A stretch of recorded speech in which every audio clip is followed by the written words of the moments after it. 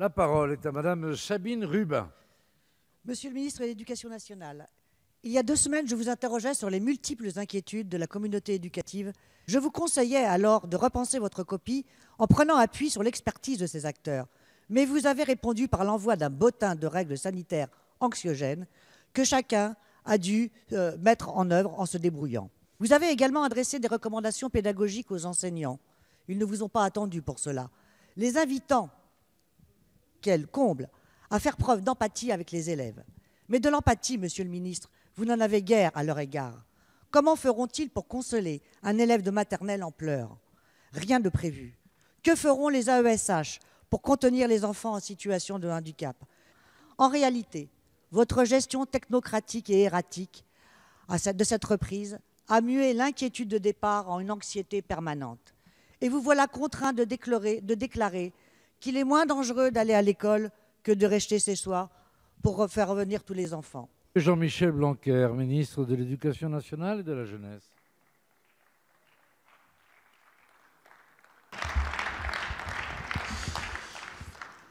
Merci, Monsieur le Président, Mesdames et Messieurs les députés, Madame la députée Sabine Rubin. Heureusement, on peut retourner sur le terrain et comme j'y étais ce matin, cela m'a mis du baume au cœur et me permet de faire la différence avec votre question. Parce que, en effet, heureusement, la réalité est différente de ce que vous faites. Je vous remercie du fait de faire référence à ce que vous disiez il y a 2 semaines. On pourrait faire référence aussi à ce que vous disiez il y a 2 mois, quand nous entrions dans le confinement, où vous disiez que nous allions rater l'enseignement à distance.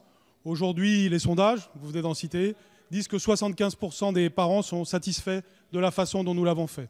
Et aujourd'hui, où nous déconfinons, parce que c'est une urgence sociale, vous dites qu'il faudrait rester à la maison. Votre parti considère qu'il faudrait rester jusqu'au mois de septembre. Si, c'est ce que vous dites et c'est ce que disent vos leaders. C'est-à-dire que vous prenez ce qu'il y a de plus antisocial.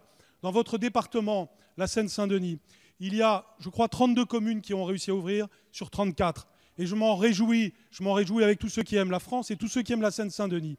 Parce que voilà quelque chose de social de la part des maires qui l'ont fait. Et si on se reporte ne serait-ce qu'à il y a une semaine, vous-même et ceux de votre parti disaient que les communes ne rouvriraient pas, que le protocole sanitaire était trop compliqué. Eh bien, ce matin, le maire m'a dit que le protocole sanitaire était tout simplement exigeant, mais qu'il était content de l'avoir respecté. Et j'ai vu des enfants heureux, avec des professeurs heureux, en train d'accomplir un objectif social fondamental. Alors, en matière sociale, il y a ceux qui tiennent des discours, vous, il y a ceux qui agissent, nous. Merci, Monsieur le ministre. La parole...